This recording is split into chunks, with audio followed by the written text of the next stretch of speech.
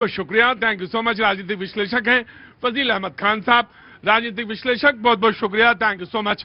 बातचीत के सिलसिले को शुरू करेंगे। जी जनाब नमस्ते, कहां से आना हुआ? लखनऊ से सर। लखनऊ में कहां से? स्कॉर्पियो क्लब कुर्सी रोड। अच्छा, कुर्सी रोड से आए हैं, बहुत बहुत शुक्रिया, थैंक यू सो मच। क्या नाम है सर आपका? सत्येंद्र कुमार वर्मा। सत्येंद्र जी, और आपका क्या नाम है? तुषार कहां से आए? दिल्ली से, बहुत बहुत शुक्रिया, थैंक यू सो मच, बहुत बहुत शुक्रिया। कहां से आए आप? हिमाचल में कहां से? डिस्ट्रिक्ट मंडी से, बहुत बहुत शुक्रिया। दो चार बातें हैं जिनको मैं रख देता हूं आज। एक खबर है कि आज तृणमूल कांग्रेस के एमपीज ने, कल मैंने एक शो किया था, जो भैया जी कहीं यहां से जो शो किया था, उसमें एक जो पॉलिटिकल या इलेक्शन कंसल्टेंसी फर्म है आईपैक, उसको लेकर किया था। प्रतीक जैन जो उनके डायरेक्टर हैं, वहां पे कोलकाता में छापा मारा गया था कल ईडी ने, और उस ईडी के छापे में तुरंत फौरी तौर पे हाँ जी, ममता बनर्जी साहब वहां पहुंच गई, और जब ममता बनर्जी बोली, उन्होंने कुछ फाइलें छीन ली ईडी से, और इसी को लेकर आज हाई कोर्ट में कोलकाता में सुनवाई होनी थी। कोलकाता में इतनी ज्यादा लोग हाई कोर्ट में पहुंच गए कि जज साहब गुस्से से उठे और चले गए, बोले कि अब 14 तारीख को हम सुनेंगे।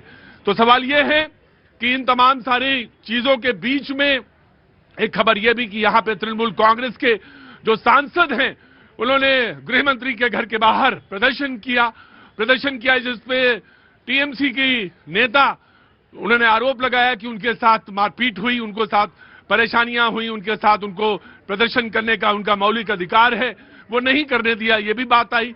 इसके अलावा वहां पर कोलकाता में बयानबाजी हुई, उस बयानबाजी को मैं रख देता हूं। ममता बनर्जी ने कहा कि हमारे सांसद के साथ शर्मनाक बर्ताव किया गया, चुने हुए प्रतिनिधियों को सड़क पर घसीटा गया, ये लोकतंत्र है, बीजेपी की निजी संपत्ति नहीं है। बंगाल से दिल्ली तक के जो तमाम सारे पॉलिटिकल जो रस्साकशी रही, उस पर ही छापेमारी पर सुनवाई टली। जैसा मैंने कहा कि कोलकाता पर रविशंकर प्रसाद जो बीजेपी के प्रवक्ता हैं, उन्होंने कहा कि आजाद भारत में जो बंगाल में हुआ आज तक नहीं हुआ। एक सिटिंग सीएम ने कार्रवाई के दौरान ईडी अफसरों को धमकाया और पेपर छीन ले गई। ये कल की घटना है। कोल स्कैम यानी कोयला स्कैम और हवाला ट्रांजैक्शन को लेकर ईडी कार्रवाई कर रही थी। प्रतीक जैन की फर्म आईपैक को लेकर शिकायत आई, जो ट्रांजैक्शन यहीं से हुआ। बंगाल में सत्ताधारी पार्टी के बहुत से लोग कोयला तस्करी में शामिल हैं। ये बातचीत का एक सिलसिला है। दरअसल बातचीत को यहीं से शुरू करेंगे, उसके बाद धीरे से जहां जहां मुझे मालूम है ये चर्चा यहां से तो शुरू हुई है, लेकिन जाएगी कहां तक इसका तो अंदाजा आपको है। सबसे पहले कांग्रेस को मौका देता हूं, समय से हैं, आज बातचीत का सिलसिला वहीं से शुरू करेंगे। Thank you so much. जी प्रभात जी। नहीं, हम हमेशा समय से होते हैं, कांग्रेस समय से ही होती है। हाँ, वो अलग बात है कि दिल्ली की जो दमघोटू हवा है वो असमय हो रही है और कुछ ज्यादा हो रही है। खैर, इस पर बोलना बेमानी होगी। जब आप भाई नहीं तो करेंगे क्या? जब न 3 में न 13 में तो करोगे क्या? अब मुख्यमंत्री जी कह देंगी कि आईक्यू जो है वो उसका टेम्परेचर किसी भी यंत्र से। मैंने कैमरामैन ने आज आईक्यू से ही, AQI से ही शुरू किया, आईक्यू नहीं, AQI से। एकदम ठीक बोल रहे हैं, आईक्यू ही बोला। समझ गया तुम्हारा इशारा क्या, AQI से शुरू किया। हाँ, आईक्यू ही बोला जाएगा। खैर ठीक है। वो उसका मैंने जो 3-13 बोला वो दिल्ली में है। हाँ जी, या तो कुछ करो ऐसा कि आओ सत्ता में। अब मुद्दे पे, अब बंगाल की बात पे आ जाते हैं। हाँ, दो चीजें लगातार चल रही है और वो मेरे जेहन में है, व्यक्तिगत तौर पे भी और जिस पार्टी को मैं रिप्रेजेंट कर रहा हूं उस तौर पे भी। जी, पहली बात तो जहां चुनाव होता है वहां दो चीजें जरूर देखी जाती है, दो प्रकार के प्राणी वहां जरूर जाते हैं। एक घुसपैठी है, ये पहली है बिसात इनकी। दूसरा ये ईडी सीबीआई का खेल जो है, अब फिर कहीं ऐसा ना कहा जाए, फिर गृह मंत्री जी जाएं वहां बोले कि चक्की पीसिंग एंड पीसिंग और फिर मामला पलट जाए। क्योंकि भाई ममता जी पहले सरकार में रही है भाजपा के साथ, ये तो है, वाजपेयी जी की सरकार में थी, रेल मंत्री जैसे। आपको शक है लगता? नहीं, शक नहीं, भाजपा के कृत्य पर किसी को शक नहीं है। तो ममता जी जा सकती है उधर? भाजपा के कृत्य पर किसी को शक नहीं है।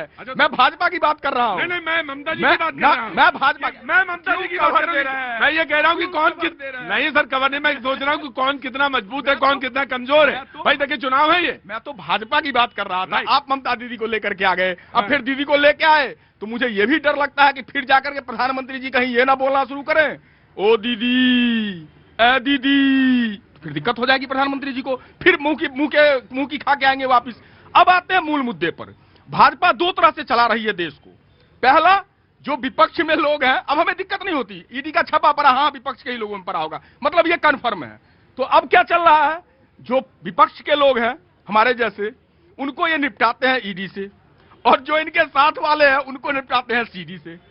अब यह समस्या आ रही है इस देश में। या तो शुभेंदु भैया ये कहे कि भाई सीडी वाले में नहीं आएंगे, अब हमको डर लगता है इस बात से कि हमारे अपने हैं, बड़े भाई हैं, बड़ा इज्जत करता हूं इनका, लेकिन दिक्कत यह है कि कल ये भी सीडी वाले में ना आ जाए। अब वहां ईडी गई, कौन वाले में? सीडी वाले में। ये क्या? अरे बड़ा सीडी चल रहा है भैया, आपको नहीं पता? हमें तो सब पता, तुम्हें सारा पता है। अरे डीवीडी से ऊपर की सीडी चल रहा है। ऐसा नहीं, इतना तो मैं बोला नहीं हूं कि मुझे पता ना हो सीडी क्या है।